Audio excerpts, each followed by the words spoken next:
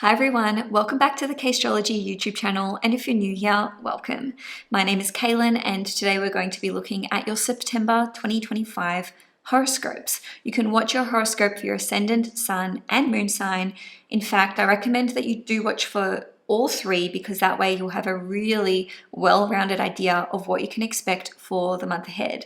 I'm also on Instagram and Facebook. If you're wanting more regular astrological updates, you can follow me. It's the same handle, which is Cailin.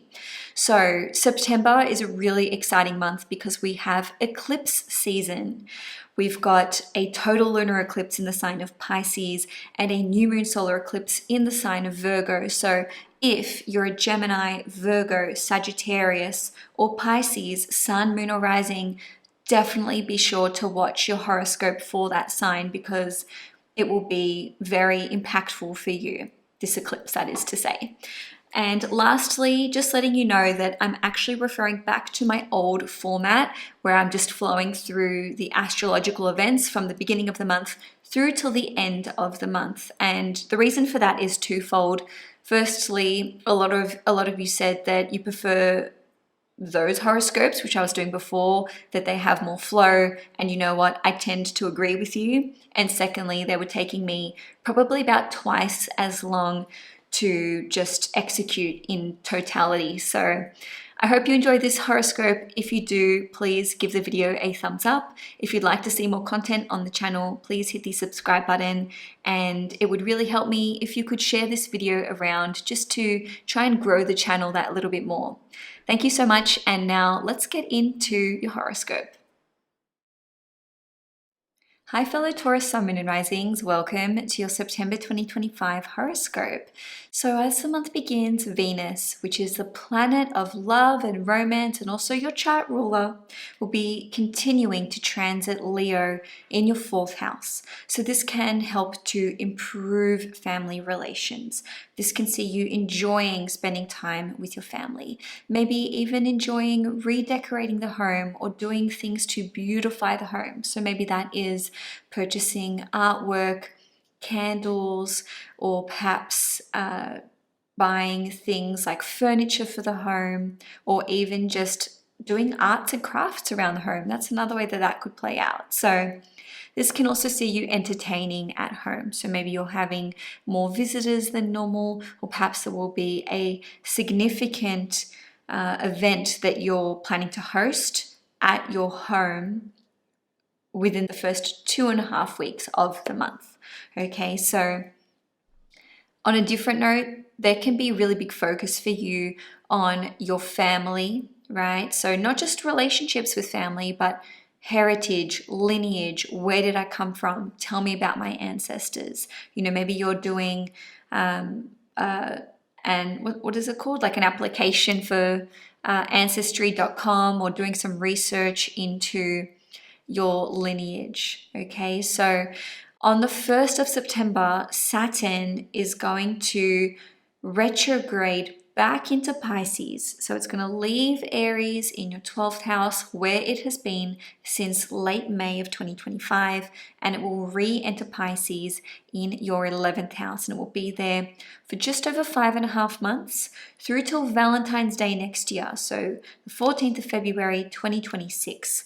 Ultimately, this is Saturn's last hurrah or last little dance through your 11th house, which means you can be closing out a chapter that you started back in March 2023, because that is when Saturn first entered the sign of Pisces. So long story short, you may be working really hard on a long-term goal or dream, and it's your job to close that out within about 6 months or just over 5 months.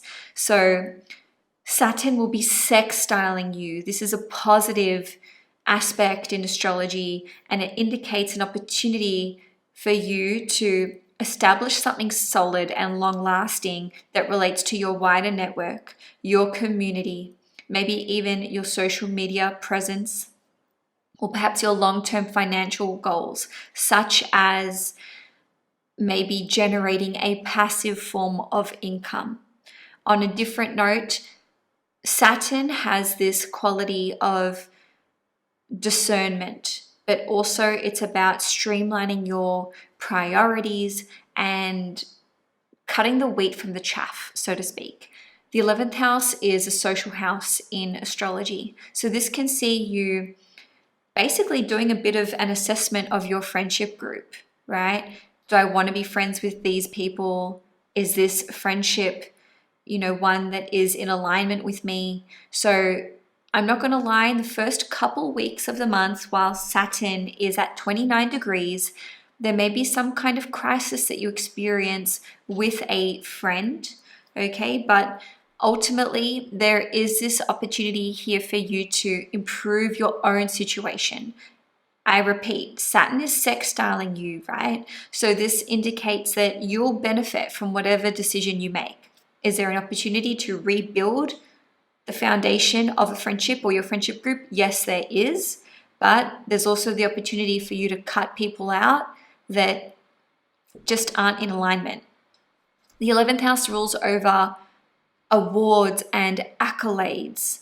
And Saturn rules over both your 10th house, which is Aquarius, and your 9th house, which is Capricorn. So you may actually be receiving praise or an award or some kind of accolade for work, like really hard work that you've been putting in. And maybe this is into your career, or perhaps this relates to higher education. Okay, maybe some of you are completing a PhD or a master's program during this time, just as an example. Moving along, on the 5th of September, Mars in Libra in your 6th house will square Jupiter in Cancer in your 3rd house at 18 degrees. Now, I like this because the 3rd house and the 6th house are complementary in nature. Traditionally speaking, they're both ruled by Mercury.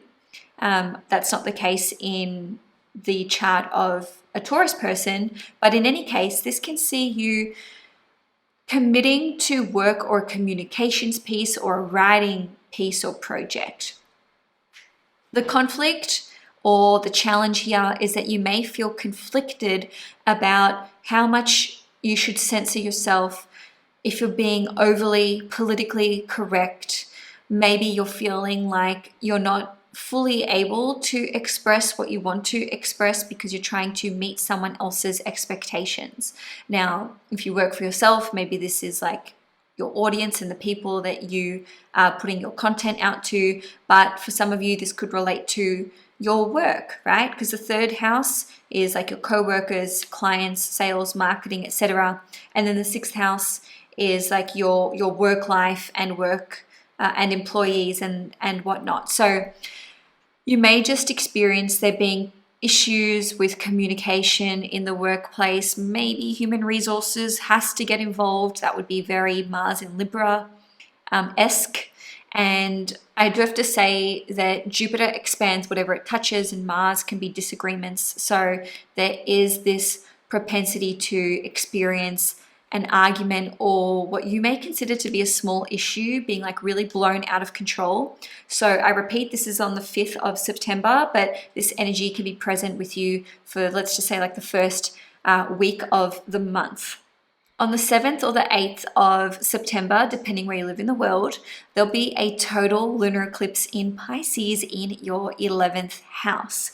Now, lunar eclipses are like full moons, but supercharged, like on steroids. And not only is this a lunar eclipse, but it's a total lunar eclipse, which means that it is more powerful and more impactful than just your regular partial eclipse or hybrid eclipse. So what does this mean? Well, lunar eclipses are about completing something with finality, like something is reaching a conclusion or its peak. And also it has this quality of illuminating things, like it can bring through realizations and epiphanies, etc. So I've already mentioned what the 11th house rules over because this was relating to Saturn going back through your 11th house, but some of you may receive a lump sum of money. Maybe this is just like in a large quantity. Maybe this is dividends. Maybe this is the sale like from a property or cashing in an asset, maybe a government payout for some of you.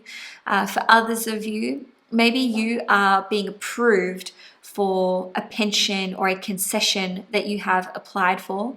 The 11th house rules over long-term goals and dreams that are realistic, right? Not just like I'd love to be president one day or whatever. Not sure how many people dream of that, but this can see you achieving a long-term goal or dream that you put hard work into or have put really hard work into, right? The 11th house also relates to community and your wider network. So maybe around the 7th or the 8th of September, plus or minus like a week or two, you could be participating in a community event, maybe joining a community, maybe launching a community, like you're at the center, you're at the helm, you're the founder of a community. Or if it relates to you and the work that you do, maybe this is like a new membership that you're rolling out, or the launch of a new social media platform account, or maybe the closing down of a social media platform or account. Now, this could see you resolving issues with a friend, right? Because the total lunar eclipse is trining Jupiter in Cancer, which incidentally is in your 3rd house, which also rules over friends. And for others of you, a communications piece could be receiving a lot of attention, like online, as an example. So maybe that's something that you published, documentary, video, post, etc., etc. On the 19th of September, Venus, your ruling planet, is going to transit enter the sign of Virgo and therefore transit your 5th house, and this will be up until the 13th of October. So the 5th house is all about love, romance, children, and creativity. And wherever Venus goes, this represents you and what you're putting your energy and attention into. Okay, so this can be a great time for romance, for love, for improving your relationship with your significant other, or maybe even your relationship with your children. Okay, so this can restore peace and harmony to your relationships or to those dynamics. If you are single, then this is a really positive time for you to mingle, get out and about, put yourself out there, maybe attend certain events or parties, gatherings, etc. Certainly, if you have invitations that arise between the 19th of September and the 13th of October and you're wanting to meet people, then I would be saying yes, yes, yes to those. This can see you feeling super duper creative, okay? So arts, crafts, dance, music, you can be involved in these things. Maybe take an art class. Maybe there'll be an opportunity for you to attend a musical performance, go to a concert, go to a gig, watch something on Broadway. I don't know. I've never been to Broadway. Also, the 5th house relates to our hobbies and our passions. And so Venus transiting the 5th house can see you really enjoying whatever it is that lights you up. Maybe that's painting. Maybe that's pickleball. Maybe that's... Look, I'm not going to go through the whole gamut of things. You can tell me what your hobbies and passions are. On the 22nd of September, Mars is going to leave your 6th house in Libra and it's going to enter Scorpio. So it's going to transit your 7th house, Scorpio, until the 4th of November. So in this 6-week period, it has to be said that there is the potential to have more disagreements with your significant other. Okay, so challenging topics can arise, things that you need to work out or iron out, but this can also be positive in nature. So maybe you are working out together, playing sport together, maybe you're having transformational conversations about your relationship in terms of taking it from one place to the next or one status to the next. The seventh house doesn't just rule over long-term relationships though, it also rules over your one-to-one relationships of all kinds. So for some of you, you could actually be entering into a business partnership or working with new clients or offering new services in with respect to the work that you do. Or maybe you are going to be receiving some kind of one-to-one tutoring or mentorship. Now, if you have a business partner, has to be said, there may be more disagreements or challenges within that working relationships. The most extreme expression of this transit could be to separate, like go your separate ways in terms of a close one-to-one personal relationship, whether that is a business partner, significant other, client. It doesn't have to be though. You will experience this transit every 2 something years, so it doesn't have to be a big deal, but just know that your one-to-one relationships are being challenged and they're being transformed, and you in turn are likely to be transformed by the relationships that you engage in and that you sustain. Okay, so the seventh house also rules over commitments, contracts, and sales. So maybe you're just going through terms and conditions of a contract with a fine-tooth comb before you agree to something. Maybe you are about to sign contracts, but you're like, delete this line, let's cut this out, I'm not happy with this. So basically fierce negotiations could be taking place around this time. Now, on the 21st or 22nd of September, depending where you live in the world, there will be a new moon solar eclipse in the sign of Virgo in your 5th house. Now, again, depending where you live in the world, it'll be either at 29 degrees or 28 degrees, 59 minutes, but for all intents and purposes, let's just call it 29 degrees. So a new moon solar eclipse is like a new moon on steroids, meaning that a new chapter is beginning. A new chapter is starting, but it's more impactful, it's more notable, it's more significant. And for you, this eclipse is trining you. Hallelujah. This is really, really positive in that way. So with the 5th house, this could be a new romantic chapter that is starting. So with your significant other, maybe you're taking that to the next level. Maybe you're making your existing relationship exclusive. Some of you could be getting pregnant around this time. So around September, maybe even October. Maybe you are pursuing IVF or a surrogate. Or perhaps you could just be deciding, now we want to try. Now's the time. Okay? With this new moon solar eclipse, interestingly, it's trining Pluto in Aquarius and it's trining Uranus in Gemini. And of course, Pluto and Uranus are also trining. So basically, the energy of this new moon solar eclipse is that something is happening swiftly. All right, there's fast-paced change. However, the new moon solar eclipse is opposite Saturn, which is bringing in that commitment.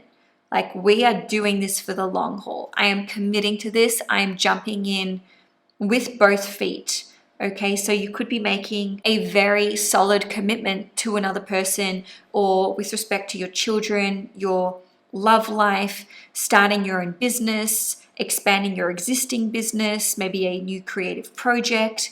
Maybe you're having ideas for a new startup. And for others of you, there could be an opportunity for you to be at the center of a performance. So maybe this is to do with a workshop, entertainment, something that relates to a social atmosphere or a group or a community. All right, so let me know in the comment section below how this new moon eclipse is playing out for you. I'm very excited to hear such things. And just on that romantic front, this could be taking your connection with someone who was just like a friend or an acquaintance to a romantic level.